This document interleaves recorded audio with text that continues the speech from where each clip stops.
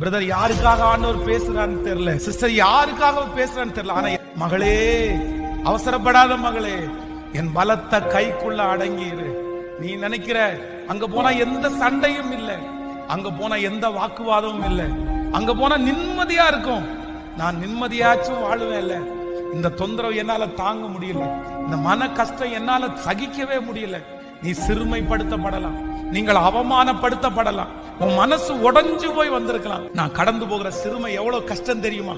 ஆனா ஆண்டவர் சொல்றாரு, கொஞ்ச நாளைக்கு நான் உன்னை உயர்த்துகிற வரைக்கும் அந்த பலத்த கைக்குள்ள நீ அடங்கி இரு. நான் உன்னை தூக்குவேன், நான் உன்னை நிறுத்துவேன், நான் உன்னை அந்த இடத்துல இருந்து எடுப்பேன், நான் உன்னை அங்கீகரிப்பேன், நான் உன்னை மகிமைப்படுத்துவேன், நான் உனக்காக வழிகளை உண்டு பண்ணுவேன். இந்த வருஷம் முடிகிறதுக்குள்ள நிறைய பேரை கர்த்தர் அவருடைய பலத்த கையினால எடுக்க போறாரு. ஏற்ற காலம் நிறைய பேருக்கு வரப்போ